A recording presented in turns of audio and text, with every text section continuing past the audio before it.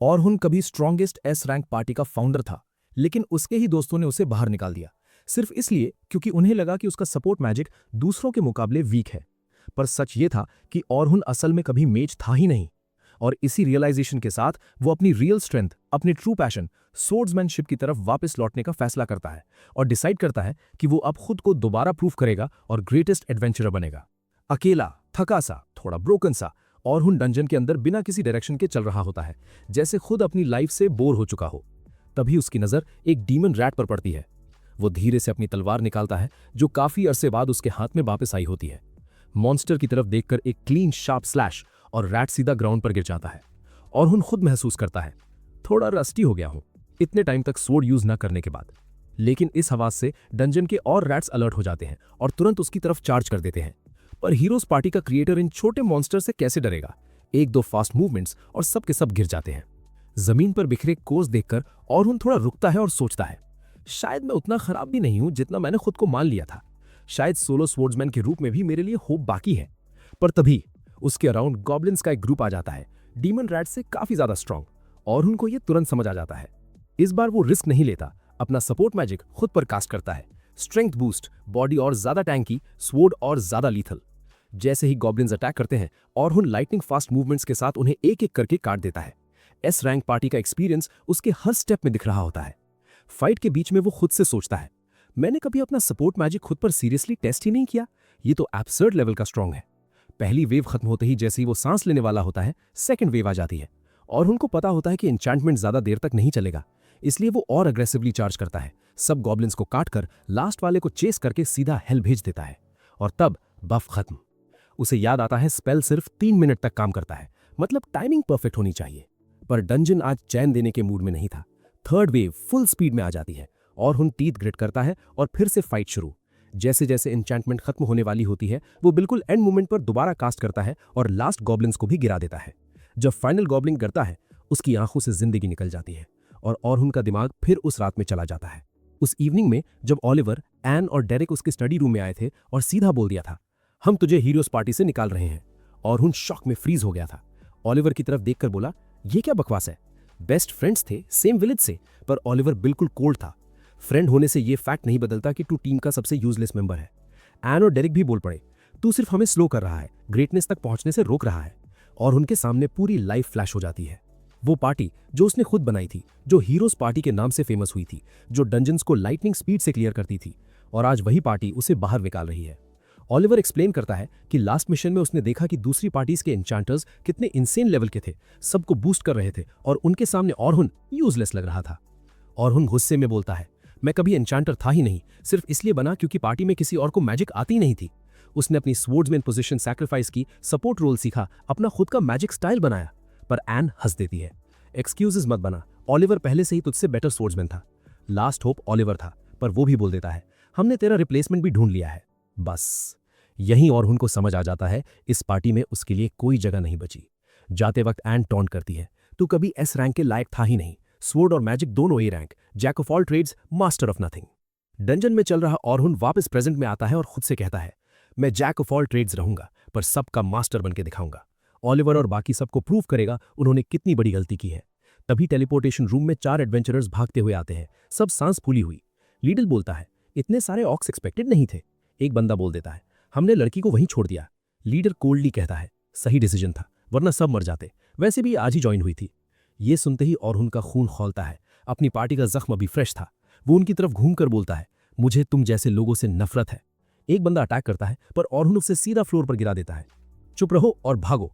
Leader की तरफ देखकर गरजता है, लड़की को कहां छोड़ के आए हो, और उस डायरेक्शन में स्प्रिंट कर देता है। केव के एंड में वो उसे मिल जाती है, दीवार से चिपकी हुई, आंखों में आंसू, शील्ड मैजिक लगाए हुए, और सामने ऑक्स का पूरा झुंड। शील्ड क्रैक होने ही वाला था, ऑक्स फाइनल ब्लो देने ही वाले थे। तभी ऑरहुन हवा की तरह बीच में कूदता है और अपनी विंड मैजिक से सबको पीछे उड़ा देता है। लड़की अभी भी शॉक में थी, पैर लड़खड़ा रहे थे, पर ऑरहुन ने एक सेकंड भी वेस्ट नहीं किया। उसने तुरंत अपनी स्वॉर्ड निकाली और सीधा ऑर्क्स की तरफ स्प्रिंट कर दिया। पहला ऑर्क उसे जमीन पर पटकने की कोशिश करता है, लेकिन ऑरहुन कामली अटैक ब्लॉक करता है और अपनी सपोर्ट मैजिक को एक्टिवेट करके ब्लेड को रीइंफोर्स कर देता है। अगला ही सेकंड स्लैश, जैसे बटर हो वैसे ही ऑर्क कट हो जाता है। लड़की बस देखती रह जाती है। दिमाग में एक ही सवाल, ये स्वॉर्ड्समैन ले या मेज? क्योंकि ऑरहुन ब्लेड की शार्पनेस को मैजिक से एनहांस करता है और फिर मॉन्स्टर्स के वेपन्स और बॉडीज दोनों को एक साथ चॉप करता चला जाता है। वो खुद भी रियलाइज करता है वो लोग गलत नहीं थे, इतने सारे ऑक्स को हैंडल करना इजी नहीं होता। पर फिर सोचता है, पर किसी को छोड़ के भागना मैं ये कभी नहीं करता। इसी थॉट के साथ वो डजन्स मॉन्स्टर्स को एक ही फ्लो में गिरा देता है। लड़की आंखें फाड़े देख रही होती है, जैसे कोई लेजेंड सामने खड़ा हो। फिर एक सेकंड बर्स्ट और केव के अंदर खड़ा लास्ट ऑर्क भी गिर जाता है। सिर्फ लाशें और चमकते हुए कोर्स बचे रहते हैं। ऑरहुन मुड़कर उस रेड हेड लड़की की तरफ देखता है, पर एड्रेनलिन खत्म होते ही वो फ्लोर पर गिर चुकी होती है। शाम होने तक दोनों डंजन से बाहर आ जाते हैं। लड़की अपना नाम बताती है, सोफिया, और शुक्रिया के तौर पर उसे डिनर के लिए इनवाइट करती है। ऑरहुन थोड़ा हेजिटेट करता है, पर फिर मान जाता है। वो उसे सिल्वर रैबिट गिल्ड के टैवर्न तक ले जाती है। उसकी केप पर क्रेस्ट देखकर ऑरहुन समझ जाता है ये गिल्ड मेंबर है, और पता नहीं क्यों उसे लगता है जैसे वो किसी को याद दिला रही हो, पर एग्जैक्टली कौन याद नहीं आता। तभी सोफिया उसे अपनी बड़ी बहन से मिलवाती है, सेल्मा, और यहीं सब क्लियर हो जाता है। सेल्मा एक अलग पार्टी की एस रैंक एन्चेंटर, कंट्री की स्ट्रॉन्गेस्ट सपोर्ट मेज, वही जिन्होंने पार्टी रोल्स का मॉडर्न सिस्टम बनाया। स्वॉर्ड्समैन अटैक करे, टैंक डैमेज ले, मेज सपोर्ट दे। सेल्मा ऑरहुन को देखकर आंखें सिकोड़ लेती है और बोल देती है, मेरी बहन सिर्फ 14 की है। ऑरहुन तुरंत बोलता है, मेरा नाम एप्स्टीन फाइल्स में नहीं है, रिलैक्स। बीच में सोफिया बोल पड़ती है, डेड, ये वही है जिसने मेरी जान बचाई। सेल्मा थोड़ा काम होती है और सोफिया को स्कोल्ड करती है कि बिना बताए डंजन क्यों गई। बातें चलने लगती हैं। ऑरहुन बताता है कि हीरोज पार्टी ने उसे किकआउट कर दिया और अब वो बेसिकली सोलो वैगाबॉन्ड है। ये सुनते ही सेल्मा की आंखों में एक स्ट्रेंज स्पार्कल आ जाता है। ऑरहुन सोचता है ये मुझे रिक्रूट करना चाहती है क्या, पर वो पहले ही बोल देता है, अभी मैं किसी पार्टी को ज्वाइन करने का प्लान नहीं रखता। सेल्मा स्मर्क करती है, ज्यादा फ्लैटरिंग मत बन, बस पूछ रही हूं, जॉब करेगा? ऑरहुन क्यूरियस हो जाता है। सेल्मा बताती है, कल उनकी गिल्ड का एक मैसिव एक्सपीडिशन जा रहा है। काफी रुकीज होंगे और ए रैंक एस्कॉर्ट्स उन्हें प्रोटेक्ट करेंगे। हर 10 फ्लोर्स पर आने वाले बॉसेस को हैंडल करेंगे, 0 कैजुअलिटीज के साथ। स्पॉन्सर ने ग्रीन सिग्नल दिया है और वो चाहती है कि ऑरहुन एक्स्ट्रा गार्ड के रूप में साथ आए। साथ ही ये भी कहती है कि अगर मुझे तेरी स्ट्रेंथ पर भरोसा नहीं होता तो मैं पूछती ही नहीं। ये बात ऑरहुन के दिल में डीप हिट करती है, क्योंकि उसकी पार्टी ने सेल्मा का मैजिक देखकर ही डिसाइड किया था कि उन्हें बेटर मेज चाहिए और इसलिए उसे निकाल दिया। थोड़ा रुककर ऑरहुन अग्री करता है, पर एक कंडीशन के साथ, मैं सिर्फ स्वॉर्ड्समैन बनकर जाऊंगा, मेज नहीं। सेल्मा थोड़ा अनईजी होती है, पर सोचती है जब सिचुएशन खराब होगी ये खुद ही मैजिक यूज करेगा। डिनर के बाद ऑरहुन एक शॉप पर रुकता है गैर लेने। बुढ़ा दुकानदार उसे देखकर पुराने दोस्त की तरह ग्रीट करता है। ये वही आदमी था जो शुरू से उसका आर्मर और वेपन सप्लायर था, जब ऑरहुन कोई नहीं था। हैवी हार्ट के साथ ऑरहुन बोलता है, अब मैं हीरोज पार्टी में नहीं हूं तो प्रमोशन नहीं कर पाऊंगा। लोग अब शायद केयर ना करें कि मैं क्या यूज करता हूं। बुढ़ा आदमी सिर्फ मुस्कुरा देता है, लोग तुझे सुनेंगे क्योंकि तू स्ट्रांग है और अच्छा इंसान भी, तू वापस टॉप पर जाएगा। ये सुनकर ऑरहुन की आंखें मॉइस्ट हो जाती हैं। कोई अभी भी उस पर भरोसा करता है और वही उससे डिसाइड करवा देता है, अब मैं खुद को 0 से रीबिल्ड करूंगा।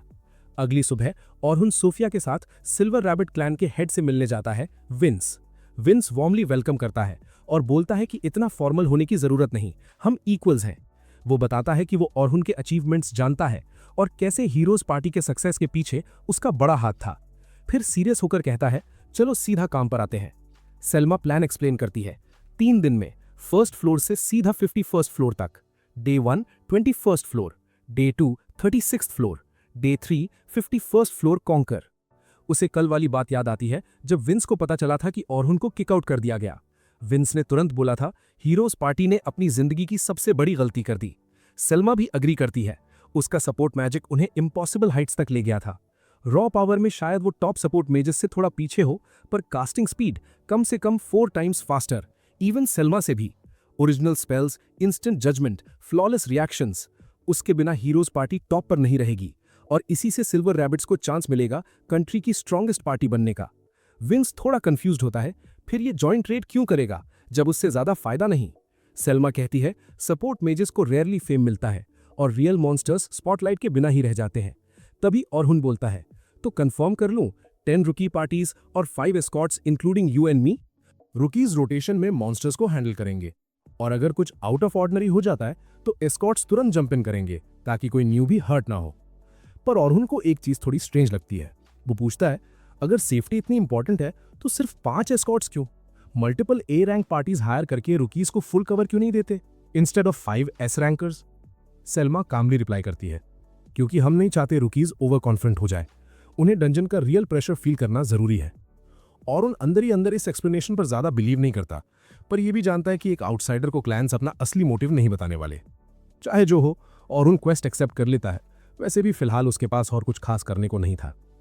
विंस काफी प्लीज लगता है और बताता है 2 गोल्ड पीसेस एडवांस और मिशन कंप्लीट होने के बाद 10 और।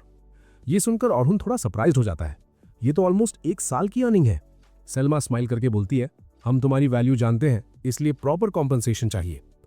ऑर्हुन उनका शुक्रिया अदा करता है और प्रॉमिस करता है कि नेक्स्ट मॉर्निंग मिलते हैं, होपिंग फॉर द बेस्ट। अगली सुबह ऑर्हुन डंजन एंट्रेंस पर पहुंचता है, जहां नए एडवेंचरर्स का बड़ा सा ग्रुप ऑलरेडी रेडी होता है। वो सोफिया और सेल्मा को भी देख लेता है। सेल्मा की आउटफिट की तारीफ करता है और सोफिया तुरंत चप कर जाती है। याद रहे, मैं माइनर हूं। ऑर्हुन साय करता है, रिलैक्स, मैं माइकल जैक्सन का फैन भी नहीं हूं। सोफिया पूछती है कि अब वो कहां रह रहा है। पहले तो हीरो पार्टी के मैंशन में था। ऑर्हुन बताता है, अभी इन में हूं, पर जल्दी ही कोई प्रॉपर जगह देख लूंगा। फिर वो आसपास ग्लांस करता है, लगता है सब आ गए, एक्सपेडिशन स्टार्ट कर सकते हैं।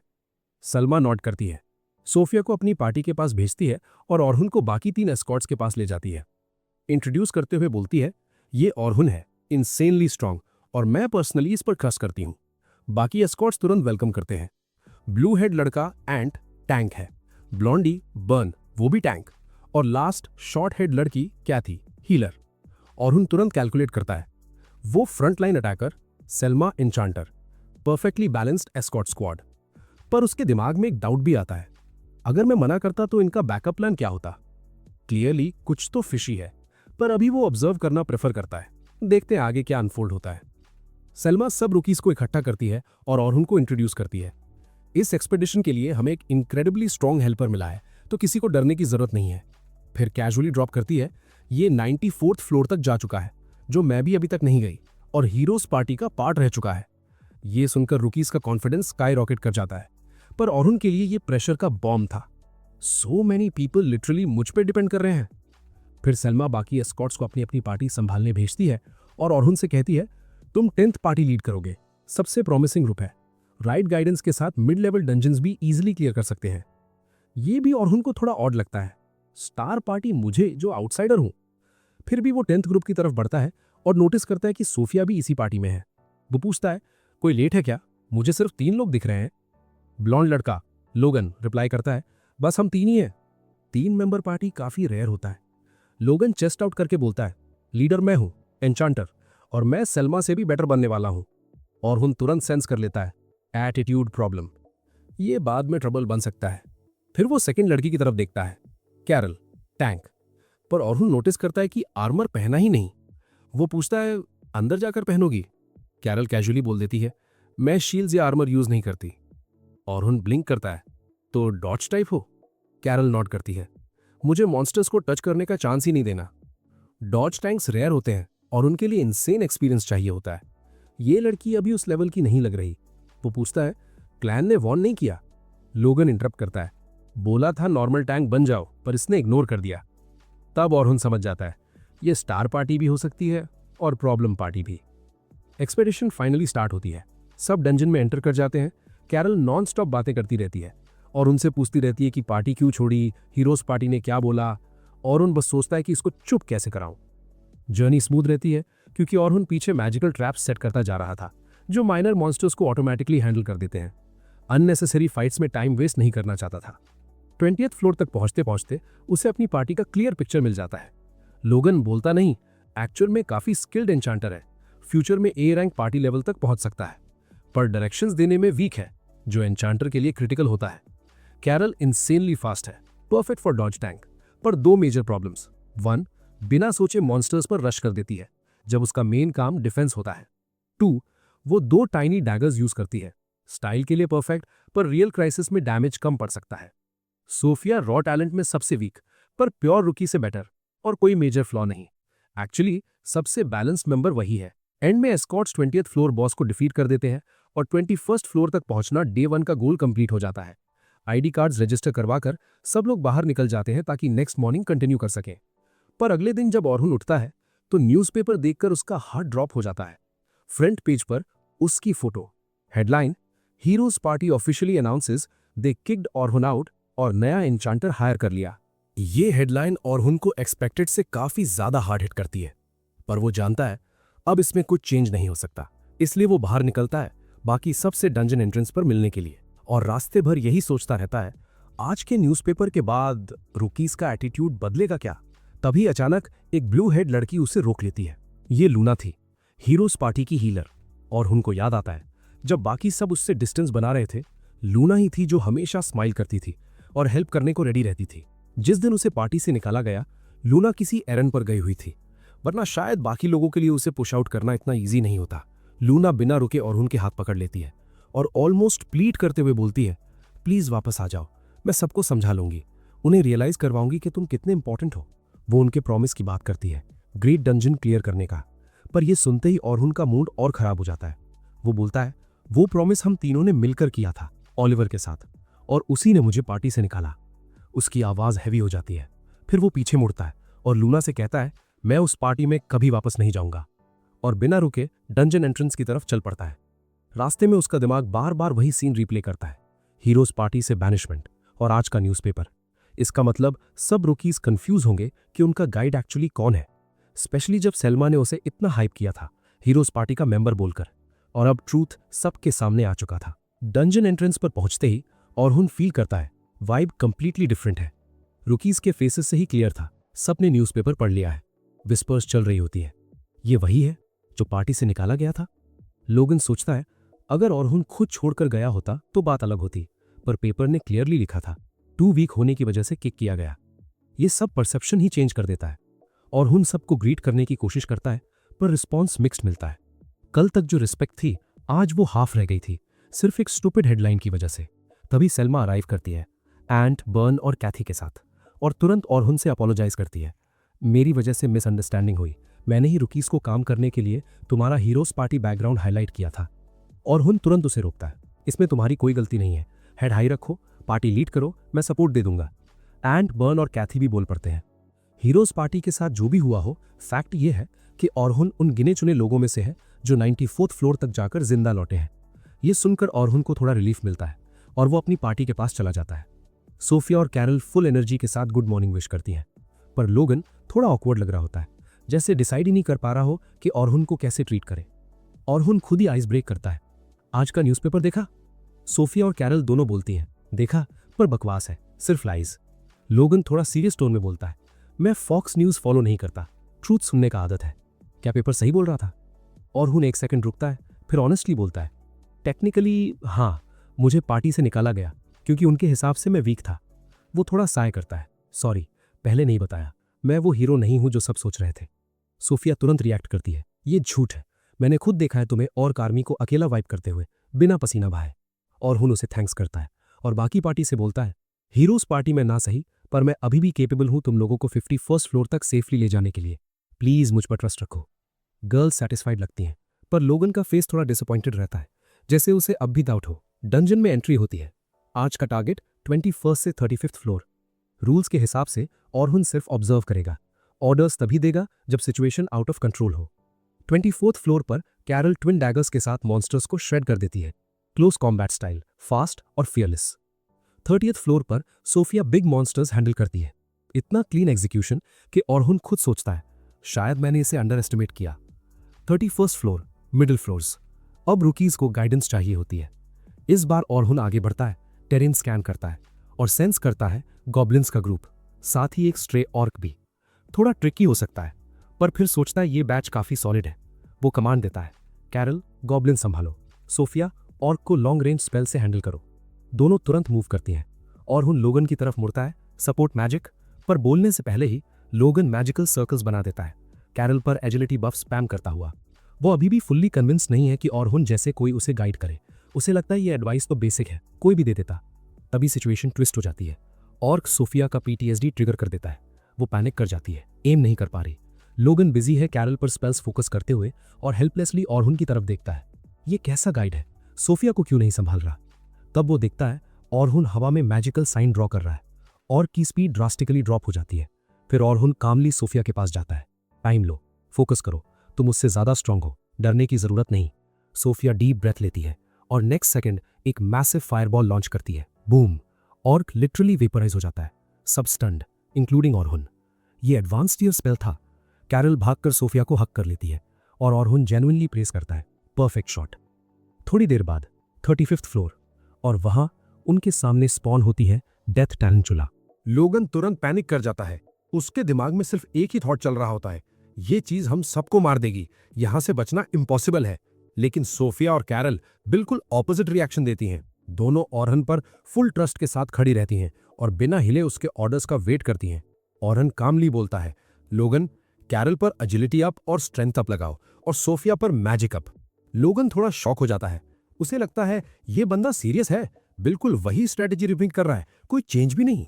फिर भी वो टीथ ग्राइंड करके स्पेल्स कास्ट कर देता है। एजिलिटी, स्ट्रेंथ, मैजिक सब एक्टिवेट हो जाते हैं। ऑरहन तुरंत कैरल की तरफ देखता है, क्लोज कॉम्बैट में जाओ और उस मॉन्स्टर का पूरा अटेंशन अपनी तरफ रखो। कैरल कॉन्फिडेंट नॉट करती है और बिना हेजिटेट किए टैरेंचुला की तरफ स्प्रिंट कर देती है। लोगन इंस्टिंक्टिवली उसे रोकना चाहता है, पर ऑरहन हाथ उठाकर मना करता है। अगर तुम फ्रंट लाइन पर गए तो सब डिसएडवांटेज में आ जाएंगे, सिर्फ ऑब्जर्व करो। फिर वो सोफिया को कमांड देता है, उसके ऊपर जंप करो और बैक को श्रेड करो, फ्रंट से एंड तक। सोफिया एक सेकंड भी वेस्ट नहीं करती, सीधा स्पाइडर के हेड पर लीप करती है और ब्लेड घुमाकर फ्रंट से पीछे तक डीप स्लैश मार देती है। ऑरहन तुरंत ऐड करता है, उसका फोकस तुम पर रखो, पर याद रखो ये वेनेमस है, हर अटैक डॉज करना पड़ेगा, नो मिस्टेक्स। स्पाइडर कैरल को अपनी पॉइंटेड लेग से स्टैब करने की कोशिश करता है, लेकिन कैरल जैसे डांस कर रही हो, एक के बाद एक अटैक्स डॉज करती जाती है, कुछ को डिफ्लेक्ट भी कर देती है, जिससे मॉन्स्टर खुद कंफ्यूज हो जाता है। ऑरहन लोगन की तरफ घूमता है, बफ्स मेंटेन रखो, अभी उसकी लाइफ तुम्हारे हाथ में है। लोगन और फोकस्ड हो जाता है और कंटिन्यूअस सपोर्ट स्पेल्स चला देता है। फिर ऑरहन सोफिया को बोलता है, इसे ग्राउंड पर पिन करो। सोफिया तुरंत समझ जाती है और अपनी एरो कटर एबिलिटी एक्टिवेट करके स्पाइडर की लेग्स को स्लाइस कर देती है। मॉन्स्टर का बैलेंस बिगड़ जाता है और वो हैवी थड के साथ नीचे गिर पड़ता है। कैरल थोड़ा ओवर एक्साइटेड होकर चीयर करने लगती है, लेकिन ऑरहन शार्प टोन में बोलता है, अभी खत्म नहीं हुआ, अलर्ट रहो। पर वार्निंग थोड़ी लेट हो जाती है, क्योंकि टैरेंचुला अभी जिंदा होता है और वेब शूट करके कैरल को पकड़ लेता है और उसे खींचता हुआ अपनी तरफ लाने लगता है। कैरल पैनिक कर जाती है, स्ट्रगल करती है और ऑलमोस्ट चिल्लाने लगती है, ऑरहन हेल्प। ऑरहन इंस्टेंटली रिएक्ट करता है, लोगन स्ट्रेंथ अप और स्पीड अप अभी। इस बार लोगन बिना क्वेश्चन किए स्पेल्स फायर करता है। कैरल को बूस्ट मिलता है, लेकिन फिर भी वेब बहुत टाइट होता है और वो खुद को फ्री नहीं कर पा रही होती। ऑरहन सोफिया की तरफ देखता है, रॉक एरो रेडी करो, और साथ ही कैरल के डैगर्स पर शार्पनेस एनहांसमेंट कास्ट कर देता है। बूस्ट मिलते ही कैरल फोर्स लगाकर वेब तोड़ देती है और नेक्स्ट सेकंड सोफिया अपनी रॉक एरो रिलीज करती है। बूम! पूरे स्पाइडर को स्ट्रेट न्यूक कर देती है और मॉन्स्टर वहीं कोलैप्स हो जाता है। इसी के साथ आज का एक्सपीडिशन एंड हो जाता है। ऑरहन लोगन की तरफ देखता है और जेन्युइनली बोलता है, अच्छा काम, तुम्हारे सपोर्ट स्पेल्स के बिना आज के फाइट्स पॉसिबल नहीं होते। डंजन से बाहर निकलते वक्त सूरज धीरे धीरे सेट हो रहा होता है। सेल्मा सब रुकीज को कॉन्ग्रेचुलेट करती है, अब तक तुम सब ने फैंटास्टिक जॉब किया है, कल फाइनल स्टेज है, इसलिए अच्छा रेस्ट करो और प्रॉपरली ईट करो। सब अपने अपने रास्ते चल पड़ते हैं। तभी एंट और बर्न ऑरहन को रोक लेते हैं और लंच ऑफर कर देते हैं। ऑरहन थोड़ा सोचता है, फिर एक्सेप्ट कर लेता है, रोज थोड़े ना कोई ट्रीट करता है। रास्ते में लोगन सोफिया से पूछता है, जब ऑरहन ने तुम्हें पहली बार सेव किया था, एग्जैक्टली कौन से स्पेल्स यूज किए थे? सोफिया थोड़ा रिकॉल करती है, पहले विंड ब्लास्ट, फिर स्वॉर्ड पर एनहांसमेंट और फिर सब ऑक्स को श्रेड कर दिया। लोगन का दिमाग चलने लगता है। आज उसने खुद देखा था ऑरहन कैजुअली ऑर्क पर स्लो डीबफ डाल रहा था। ये डीबफ स्पेल्स होते हैं और ये इंसेनली हार्ड होते हैं। सेल्मा जैसे टॉप टीयर मेजेस भी कभी कभी ही एक प्रॉपर डीबफ लगा पाते हैं, वो भी हैवी प्रेप के बाद। और ऑरहन टीम फाइट के बीच में परफेक्ट टाइमिंग के साथ सब कुछ कैलकुलेट कर रहा था। बफ्स कब एक्सपायर होंगे, एनिमी कहां मूव करेगा, पहले से प्रिडिक्टिव स्पेल्स। लोगन को रियलाइजेशन होता है, मैंने इस बंदे को टोटली गलत जज किया। ये सिर्फ मेज नहीं है, ये स्ट्रेट अप जीनियस है। सिटी में लौटकर ऑरहन बर्न और एंट के साथ टैवर्न पर रुकता है। दोनों बोलते हैं, जो चाहो ऑर्डर करो, आज हम पे करेंगे। फिर क्यूरियोसिटी से पूछते हैं, तुम एक्चुअली हो क्या? हीरोज पार्टी में एन्चेंटर थे, अब सोर्ड्समैन बोल रहे हो? ऑरहन थोड़ा नॉस्टैल्जिक हो जाता है, मैं हमेशा सोर्ड्समैन बनना चाहता था। जब मैंने अपने ग्रैंडफादर को विलेज में घुसा हुआ एक बीस्ट अकेले स्ले करते देखा था, उस दिन डिसाइड कर लिया था, चाहे कुछ भी हो मैं स्वॉर्ड ही यूज करूंगा। वो थोड़ा रुकता है, हीरोज पार्टी में भी मैं ओरिजिनली सोर्ड्समैन ही था, लेकिन जैसे जैसे हम डीपर फ्लोर्स पर गए, मॉन्स्टर स्ट्रॉन्ग होते गए, पेस स्लो हो गया और तब सेल्मा ने टीम स्ट्रैटेजी पॉपुलर की जहां सब एन्चेंटर पर डिपेंड करते थे, तो हमने भी वही फॉलो करना शुरू कर दिया। दुख की बात यह थी कि उनकी पूरी पार्टी में कोई भी नेचुरल इंचेंटर बनने लायक नहीं था और इसलिए सबसे बेस्ट ऑप्शन ऑरहान ही था। पार्टी के लिए उसने अपना स्वॉर्ड्समैन का पोडियम छोड़ दिया और सपोर्ट रोल एक्सेप्ट कर लिया। अब वो थोड़ा बिटर होकर सोचता है कि हीरोज पार्टी के पास आगे के लेवल्स क्लियर करने के चांसेस ऑलमोस्ट जीरो होंगे, लेकिन फिर खुद को रोक लेता है। अब इस सब के बारे में सोचने का कोई फायदा नहीं। वो लड़कों से कहता है कि अब उसका गोल है एक परफेक्टली बैलेंस्ड स्वॉर्ड्समैन बनना जो बिना किसी पार्टी के लोअर फ्लोर्स भी सोलो क्लियर कर सके। उसे ये बिल्कुल आइडिया नहीं होता कि बिल्कुल अगले दिन हीरोज पार्टी खुद उस डंजन में आने वाली है जिसे वो कॉन्कर करने निकला है। अगली सुबह ऑरहान केव की तरफ निकलता है, सोचता हुआ कि आज शायद यंग पार्टी को लीड करने का उसका लास्ट डे होगा। एंट्रेंस के पास ही उसे सोफिया और बाकी सब मिल जाते हैं। सब उसे वार्म ग्रीटिंग्स देते हैं और ऑरहान क्लियरली फील करता है कि आज पार्टी उस पर कल से ज्यादा कॉन्फिडेंट है। इवन लोगन आज नोटिसेबली ज्यादा ओपन और ट्रस्टिंग लग रहा होता है। तब कैरल बोल करती है, आज लास्ट डे है और सोफिया तुमसे कुछ कहना चाहती थी। वो सोफिया को एल्बो मारकर पुश करती है, पर सोफिया थोड़ा इंटिमिडेटेड हो जाती है और अपनी फीलिंग्स बोल नहीं पाती। पता चलता है कि कल रात बात लेते वक्त सोफिया ने कैरल को कन्फेस किया था कि वो चाहती है कि ऑरहान नाइट सिल्वर रैबिट क्लैन में ही रहे और उन्हें टॉप तक ले जाने में मदद करे। पर जब वो खुद ऑरहान से बोलने वाली होती है तब सेल्मा उसे बुला लेती है। ऑरहान बस बोलता है बाद में बात करते हैं और चला जाता है। बाकी गाइड्स की तरफ जाते हुए वो कुछ रुकीज की बात ओवरहियर करता है। हीरोज पार्टी भी आज डंजन जा रही है और अपनी न्यू पार्टी के साथ ट्रायल रन करेगी ताकि टीम वर्क टेस्ट हो सके।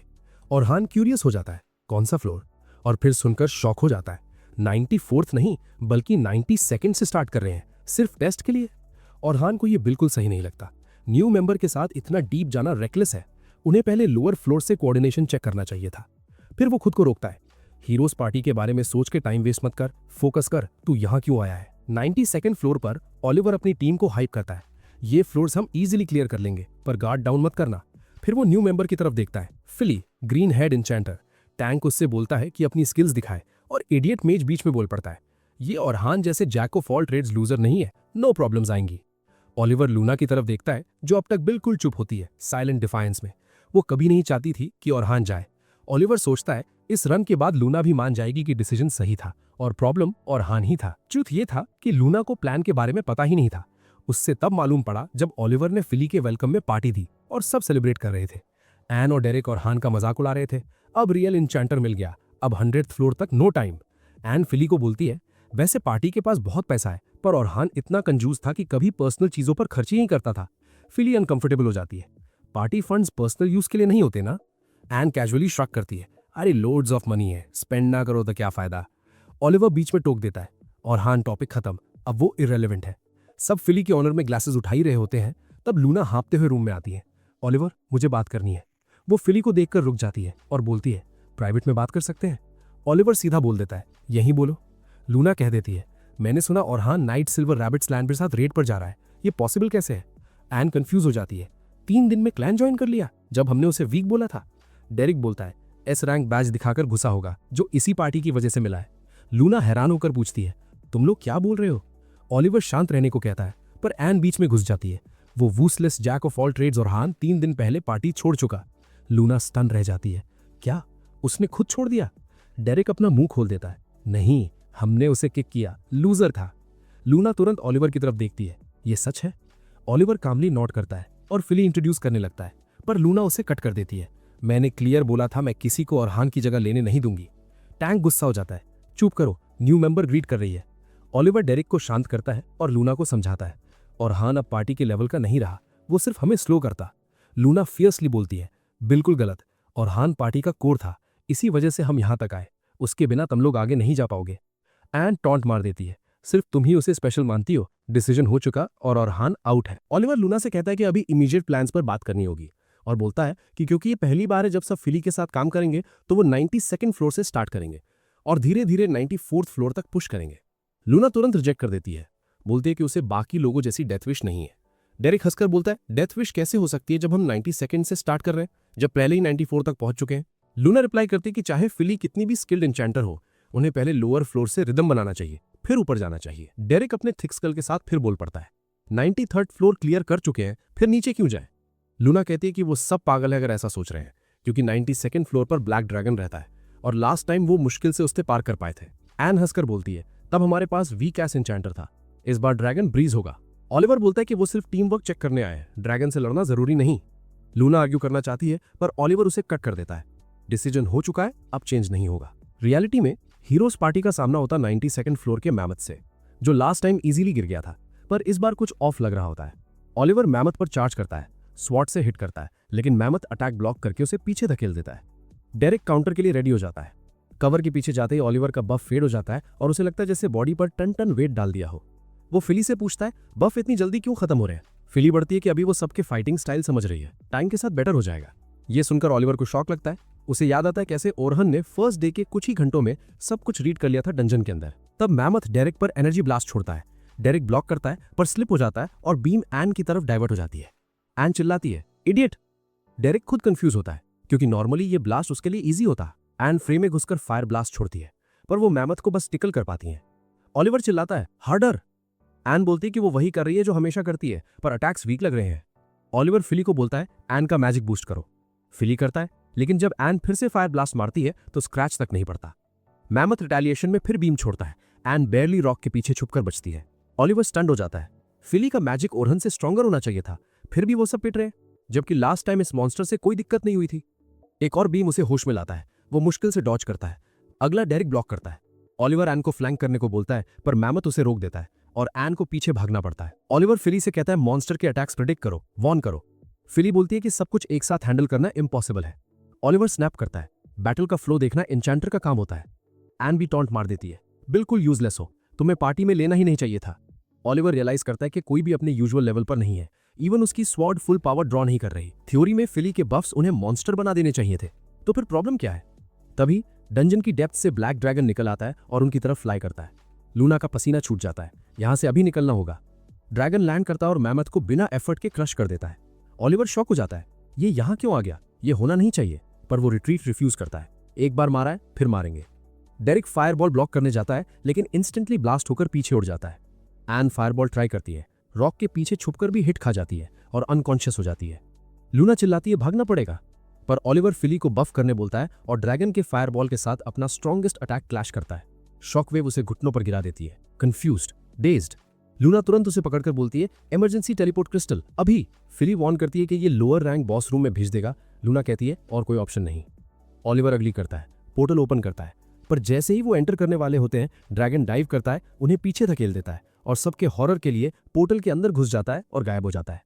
डेरिक पहले सोचता है शायद अच्छा हुआ, पर लूना बोलती है ये वर्स्ट केस है, अब कोई लो रैंक पार्टी मर जाएगी। वो कहती है कि गिल्ड को फोर्स टेलीपोर्ट यूज करना पड़ेगा सबको बाहर निकालने के लिए।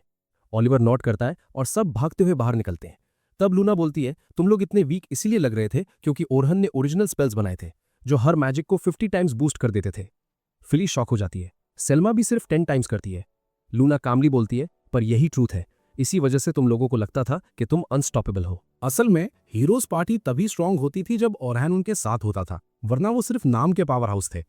ऑलिवर ये बात मानना नहीं चाहता और वो करता है कि वो ओरहन के बिना ही ड्रैगन को मार के दिखाएगा। सब गिल्ड हाउस की तरफ भागते इस होप के साथ कि ड्रैगन ने अभी तक किसी की जान ना ली हो। 50th फ्लोर पर ओरहन अपनी पार्टी को बोलता है कि जैसे ही वो 51st फ्लोर टच करेंगे मिशन कंप्लीट हो जाएगा और टेलीपोर्टेशन क्रिस्टल से सब वापस लौट आएंगे। सब अग्री करते हैं, पर ओरहन के पेट में एक अजीब सी फीलिंग उठाई होती है। वो इधर उधर देखता है, कुछ भी अनयूजुअल नहीं दिखता। फिर वो ऊपर देखता है, डार्क क्लाउड्स ने पूरा स्काई कवर कर रखा होता है और उसे खुद भी समझ नहीं आता कि ये अनईजी वाइब क्यों आ रही है। सब कुछ स्मूथ लग रहा था, थोड़ी देर में फ्लोर बॉस फाइट होगा, गाइड्स के लिए कोई बिग डील नहीं, और फिर सब घर कंप्लीट सक्सेस। तो फिर ये वार्निंग टाइप फीलिंग क्यों आ रही है, जैसे कुछ बहुत गलत होने वाला हो और उन्हें अभी निकल जाना चाहिए। तब कैरल उसकी सोच तोड़ देती है, पूछती है इस बार कैसे मॉन्स्टर्स मिल सकते हैं। ओरहन उसकी आंखों में एक्साइटमेंट देख लेता है और कहता है कि वो टैंक है, उसका मेन काम टीममेट्स को प्रोटेक्ट करना है, ना कि सीधा भागकर सबको सोलो करने का ट्राई करना। कैरल डिसएग्री करती है, बोलती है कि अगर वो सब एनिमीज खुद हैंडल कर ले तो बाकी लोग सेफ रहेंगे। उसके हिसाब से टैंक का काम फ्रंट लाइन पर रहना होता है और वो हमेशा वही करती है। फिर वो और एडवाइस मांगने लग जाती है कि और बेटर कैसे लड़े। ओरहन थोड़ा थक कर साय करता है और कहता है कि उसे टीम के साथ काम करना सीखना होगा, सब कुछ अकेले हैंडल करने के बजाय, क्योंकि फ्यूचर में ऐसे पॉइंट्स आएंगे जहां सर्वाइव करने का एक ही तरीका होगा, टीममेट्स पर डिपेंड करना। कैरल को ये बोरिंग लगता है, पर लोगन उसे टोक देता है, बोलता है कि इतनी अमेजिंग एडवाइस मिल रही है, ग्रेटफुल होना चाहिए। वो ऐड करता है कि ग्रेट एडवेंचरर एल्बर्ट भी कहता था teamwork is dream work. Orhun उस ब्लॉन्डी की तरफ देखता है, नाइट स्काई रैबिट्स वाले एल्बर्ट की बात कर रहे हो। लोगन खुश हो जाता है, उसे अच्छा लगता है कि कोई और भी रीड करता है, सिर्फ बारबेरियन जैसे डंजन में घुसने के बजाय। ऑरहैन बोलता है कि ऑलमोस्ट सब एल्बर्ट के बारे में जानते होंगे। वो नाइट स्काई रैबिट्स का स्ट्रॉन्गेस्ट मेंबर था और माना जाता है कि पिछले साल 92nd फ्लोर पर ब्लैक ड्रैगन से लड़ते हुए मर गया। लोगन कहता है कि डेथ के बाद भी एल्बर्ट लेजेंड बन चुका है, जो हमेशा याद रखा जाएगा। कैरल थोड़ी सीरियस हो जाती है और धीरे से बोलती है कि एल्बर्ट अपने कॉमराड को प्रोटेक्ट करते हुए मरा, जबकि वो टैंक नहीं था।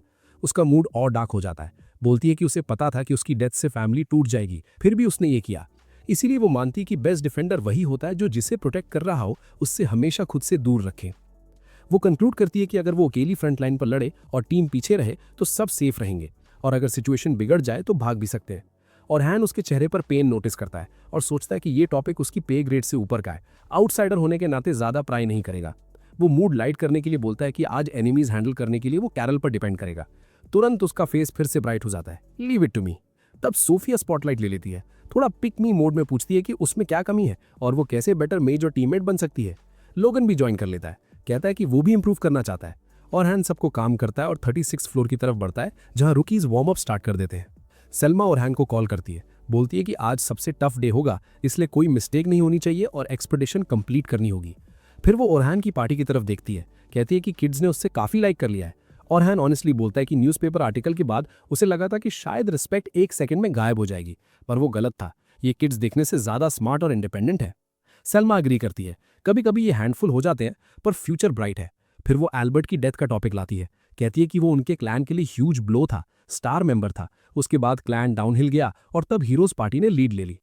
और हैन कहता है कि ब्लैक ड्रैगन उनके लिए भी नाइटमेयर था और फाइट में किसी एक को खो देना पूरी पार्टी को क्रिपल कर देता। सेल्मा एडमिट करती है कि एल्बर्ट के जाने से जो होल बना वो आज तक फिल नहीं हो पाया। फिर सीधा पूछ लेती है, तुम हमारी पार्टी ज्वाइन करोगे?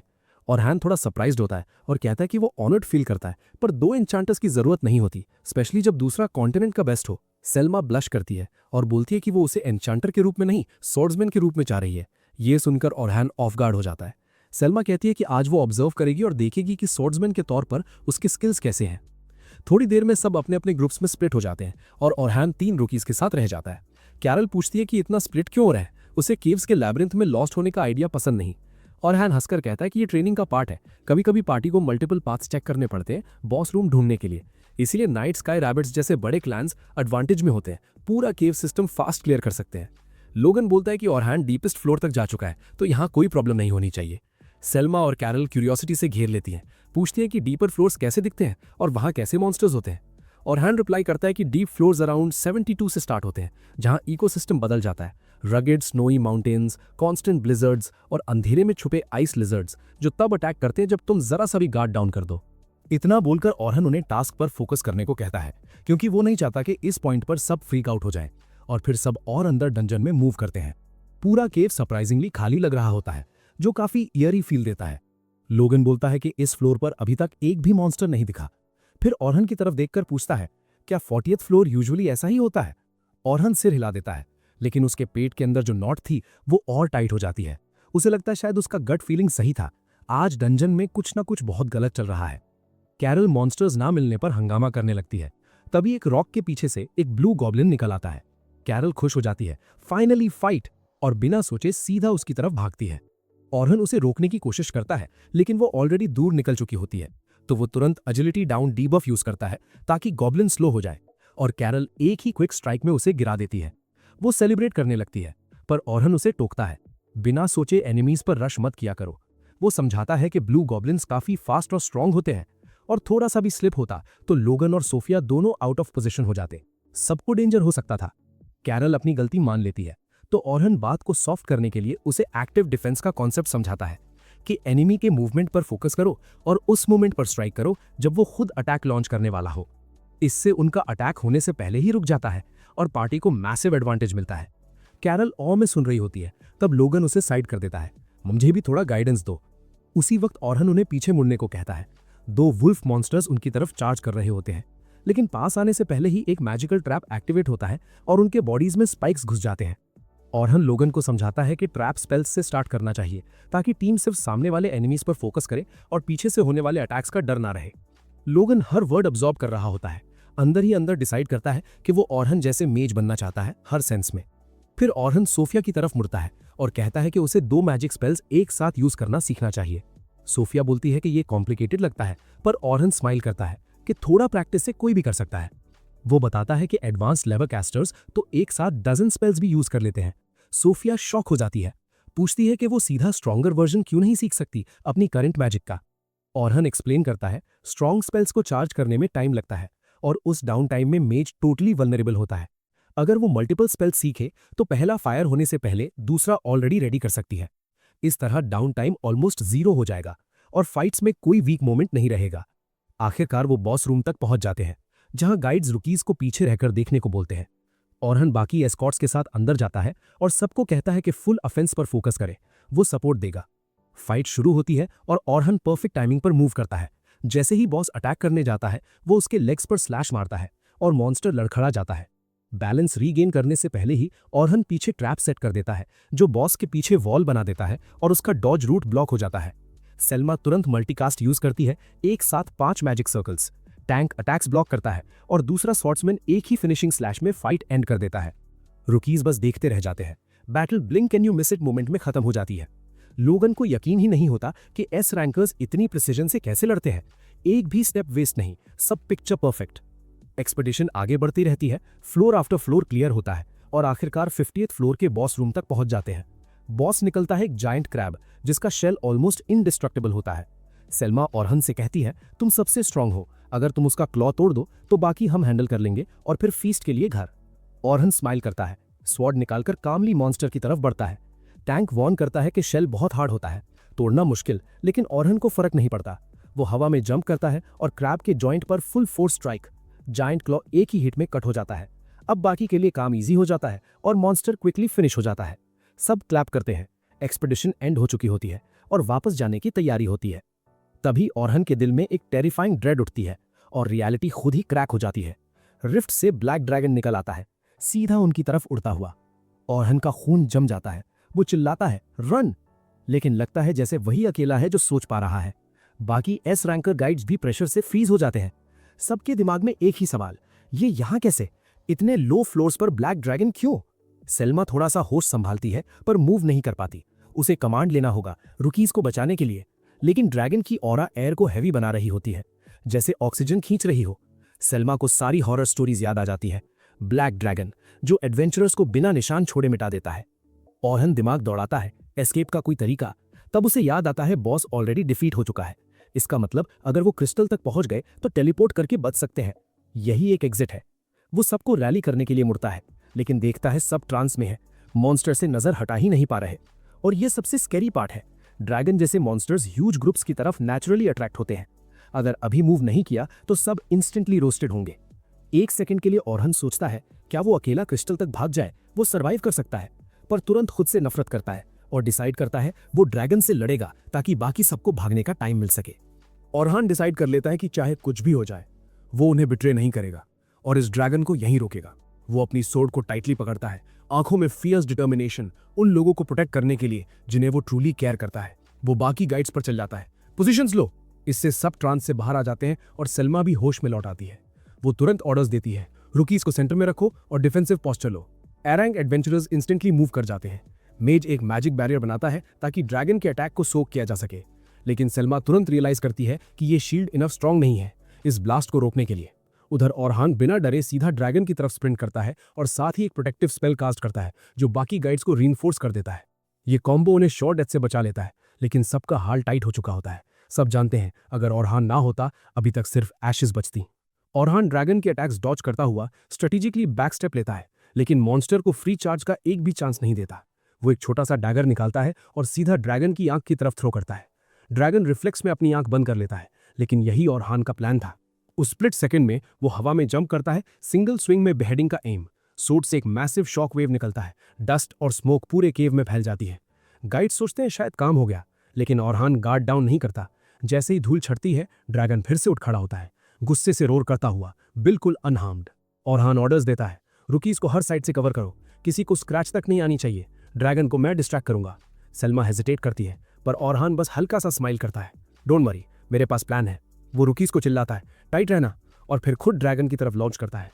ड्रैगन फायरी ब्रेथ चार्ज करता है, ब्लास्ट फायर, लेकिन ऑरहन जिग-जैग में डॉज करता हुआ मॉन्स्टर के अराउंड सर्कल्स रन करने लगता है, पूरा फोकस सिर्फ डिस्ट्रैक्शन पर। सेल्मा और बाकी गाइड्स स्टन रह जाते हैं उसकी ब्रेवरी और कंट्रोल देखकर। सेल्मा के दिमाग में डाउट आता है, क्या ये सही डिसीजन है इस बीस्ट को ओरहान पे छोड़ देना जो लेजेंडरी हीरो एल्बर्ट को मार चुका है। उसे रियलाइज होता है वो ओरहान के बारे में केयर करने लगी है और अगर उसे कुछ हो गया तो वो शैटर हो जाएगी। पर ओरहान फुल जोन में होता है, अटैक आफ्टर अटैक डॉज करता हुआ, और ऊपर से एक ब्लास्ट को रिफ्लेक्ट भी कर देता है सीधा ड्रैगन पर वापस। इससे बीस्ट और भी रेज में आ जाता है। लोगन और सोफिया की आंखें फैल जाती हैं। रिफ्लेक्शन मैजिक, ये कोई नॉर्मल स्पेल नहीं था, ये ओरहान का ओरिजिनल क्रिएशन है, मैजिकल रिफ्लेक्शन, जो किसी भी मैजिक को डबल फोर्स के साथ अटैकर पर ही पलटा देता है। प्रॉब्लम ये था ड्रैगन के स्केल्स इतने टफ थे कि इतना पावरफुल ब्लास्ट खाने के बाद भी वो खड़ा था, बिल्कुल फाइन। ओरहान समझ जाता है अब रिस्क लेना पड़ेगा। वो तुरंत मल्टीकास्ट स्टेटस बूस्ट यूज करता है, एक साथ 6 मैजिक सर्कल्स। सेल्मा शॉक्ड रह जाती है। हाई लेवल मेजेस 3 सर्कल्स पर ही स्ट्रगल करते हैं और ओरहान ने 6 बिना स्वेट के। वो हेल्प करना चाहती है पर तभी ओरहान एक और ऑल स्टैट बूस्ट खुद पर लगाता है, फिर एक और, फिर एक और। टोटल मिलाकर वो अपने स्टैट्स को 6 टाइम्स मल्टीप्लाई और डबल करता है। गाइड्स स्पीचलेस, ये थियोरेटिकली इम्पॉसिबल था। ओरहान का बॉडी ग्लो करने लगता है, लाइटनिंग क्रैकल होती हुई, pure anime main character energy. Dragon को ड्रैगन बॉल का लोर नहीं पता था तो वो टेल स्वाइप के साथ अटैक करता है, लेकिन ओरहान ब्लिंक में गायब हो जाता है और क्लिफ एज पर अपीयर होता है इतनी स्पीड से कि सेल्मा को लगा जैसे टेलीपोर्ट हो गया हो। सेल्मा कांपती है, अब उसे ओरहान का ट्रू पोटेंशियल दिख रहा था। ये बंदा सपोर्ट मेज के कॉन्सेप्ट को ही रीराइट कर रहा है, एक के बाद एक ओरिजिनल स्पेल्स। ओरहान नीचे लैंड करता है पर उसकी नाक से खून टपकने लगता है। उसे पता है स्टैट्स ह्यूमन लिमिट से बहुत ऊपर जा चुके हैं, लेकिन बॉडी तो अभी भी ह्यूमन है और ऊपर से वो एक साथ 32 स्पेल्स मेंटेन कर रहा है। मैना ड्रेन इनसेन है, ज्यादा देर तक ये सस्टेन नहीं होगा। इसका मतलब क्लियर था, अब या तो अभी फिनिश या फिर कभी नहीं। वो ड्रैगन की तरफ स्प्रिंट करता है, अटैक्स डॉज करता हुआ, और ऊपर से स्ट्राइक करने के लिए जंप करता है। ड्रैगन टेल स्विंग करता है, लेकिन ओरहान मैना ब्लॉक क्रिएट करता है, मिड एयर प्लेटफॉर्म, जिसके ऊपर खड़े होकर ड्रैगन का अटैक विफ करा देता है। लोगन शॉक्ड, ये भी ओरिजिनल स्पेल है क्या? ये था मैजिक कन्वर्जेंस, एनवायरमेंट से मैना खींचकर एक पॉइंट पर कंडेंस करने वाली एबिलिटी। ओलिवर भी ये यूज करता था, लेकिन प्योरली ऑफेंस के लिए। डिफेंस हमेशा ओरहान संभालता था।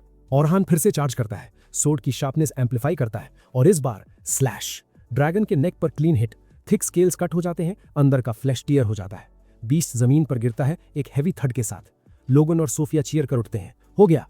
पर सेल्मा को पता होता है इतना आसान नहीं होता। ड्रैगन सिर्फ इंजर्ड था, डिफीटेड अभी बिल्कुल नहीं।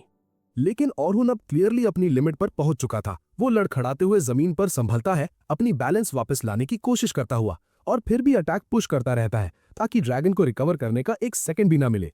सेल्मा चाहती है कि वो जंप करके ओरहुन की हेल्प करे, लेकिन उसे याद आता है कि उनकी क्लैन के स्ट्रॉन्गेस्ट लोग मिलकर भी ड्रैगन पर एक सिंगल हिट तक लैंड नहीं कर पाए थे, तो फिर वो अकेली क्या ही कर लेगी। ड्रैगन फिर से सीधा बैठ जाता है, अपनी फायरी ब्रेथ छोड़कर ओरहुन से डिस्टेंस बना लेता है और फिर अपने अराउंड डार्क मैजिक चैनल करता हुआ मैजिकल स्पीयर्स का पूरा बराज फायर करता है। ओरहुन अपनी इंसेन स्पीड का यूज करके उनमें से ज्यादातर डॉज कर लेता है।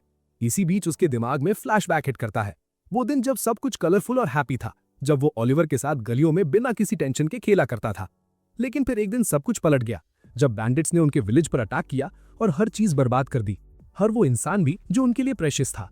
वो बिल्कुल हेल्पलेस रह गए, सिर्फ रोते रह सकते थे जब दुनिया उनके आसपास जल रही थी। अगली सुबह उन्होंने हर उस इंसान को दफनाया जो उन्हें मिला, और दोनों ने कसम खाई कि हर दिन स्ट्रांग बनेंगे, एक ऐसी लेवल तक पहुंचेंगे जहां वो अपने लोगों को और अपनी चीजों को प्रोटेक्ट कर सके, ताकि कोई भी उनसे कभी कुछ छीन ना सके। ओरहुन इन यादों को फ्यूल बना लेता है और धूल के बीच से सीधा ड्रैगन की तरफ चलता है, सर्टेन डेथ के सामने भी झुकने से मना करता हुआ। ड्रैगन अपना सबसे खतरनाक अटैक चार्ज करता है, वही जो इतने एडवेंचरस को मार चुका है कि उसे वॉकिंग डेथ कहा जाता है। ओरहुन रेडी होता है और जैसे ही मैजिकल स्पीयर्स उसकी तरफ आते हैं, वो उनके बीच जिग-जैग करता है, सिर्फ इंचेस का गैप। फिर एक फायरबॉल डिस्ट्रैक्शन के लिए लॉन्च करता है और ड्रैगन का सिर काटने के लिए जंप करता है, लेकिन नेक्स्ट सेकंड उसका दिल डूब जाता है, ब्लेड बाउंस हो जाती है। ड्रैगन के स्केल्स स्टील से भी ज्यादा हार्ड हो चुके थे। वो तुरंत बैक स्टेप लेता है, ज्यादातर स्पीयर्स डॉज करता है और अपने आगे एक वॉल कंजोर करता है। ड्रैगन पैटर्न चेंज करता है, एक स्पीयर को कर्व करके पीछे से घुमा देता है, जो किसी और को होता तो वही मर जाता, लेकिन ओरहुन अपने गॉड टियर रिफ्लेक्सेस से उसे रिफ्लेक्ट कर देता है, अपनी जान बचाते हुए। वो प्रेशर बनाए रखता है, अटैक, डॉज, काउंटर। रुकीज के पास ड्रैगन को जाने का एक भी ओपनिंग नहीं देता। उसके दिमाग में आता है कि पहले उसके पास एक टीम होती थी, सबके अलग रोल्स, लेकिन अब यहाँ सिर्फ वो अकेला खड़ा है। वो थॉट को शेक ऑफ करता है और याद करता है कि उसने डिसाइड किया था कि वो ड्रैगन को अकेला हराएगा और ऐसा एडवेंचरर बनेगा जो बिना किसी पार्टी के हर डंजन सर्वाइव कर सके। वो एक ट्रैप कार्ड डिप्लॉय करता है जो ड्रैगन पर नॉन स्टॉप प्रिसीजन के साथ ब्लास्ट्स बरसाता रहता है, और इसी विंडो में अपनी मैजिक कन्वर्जेंस को स्वॉर्ड में चैनल करता है, ओलिवर के अल्टीमेट जैसे, बस फर्क ये है उसकी ब्लेड पिच ब्लैक हो चुकी थी। और भाई, once you go black you don't go back. वो अटैक चार्ज करता है और फुल फोर्स से स्लैश करता है, ड्रैगन के अटैक को कट करता हुआ सीधा चेस्ट में हिट।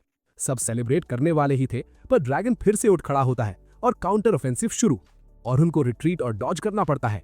उसके बफ्स धीरे धीरे फेड होने लगते हैं, तो बचा कुचा माना लगाकर फिर से स्टैट्स बूस्ट करता है और एक मॉन्स्टर स्ट्राइक मारता है, ड्रैगन को हवा से गिरा देता है। लेकिन फिर भी बीस्ट उठ खड़ा होता है एक बार और ऑर्हुन हैवी ब्रीदिंग करता है। अब दोनों, वो और ड्रैगन, लास्ट लेग्स पर थे। तब तक उसकी स्वॉर्ड भी छोटे छोटे टुकड़ों में टूट जाती है। वो डिसाइड करता है कि या तो अब यहीं एंड करेगा या फिर यहीं मर जाएगा। वो अपने आगे एक डार्क होल समन करता है और पूरी सराउंडिंग्स की एनर्जी कन्वर्ज करके एक हाइपर फोकस्ड एनर्जी स्वॉर्ड बनाता है, दोनों हाथों से पकड़कर फाइनल क्लैश के लिए रेडी। ड्रैगन फिर स्पीयर्स फायर करता है, पर ऑर्हुन अपनी लास्ट रिमेनिंग स्ट्रेंथ से वीव करता हुआ आगे बढ़ता है, ब्लॉकिंग, रिफ्लेक्टिंग, बीस्ट को कंफ्यूज करता हुआ। आखिरी मोमेंट में वो रिफ्लेक्शन मैजिक से किक ऑफ करता है और मिसाइल की तरह ड्रैगन पर ब्लास्ट होता है, अपना स्ट्रॉन्गेस्ट मूव यूज करके। ड्रैगन के हेड पर डायरेक्ट हिट, मैसिव एक्सप्लोजन, हर जगह डस्ट और डेब्रिस।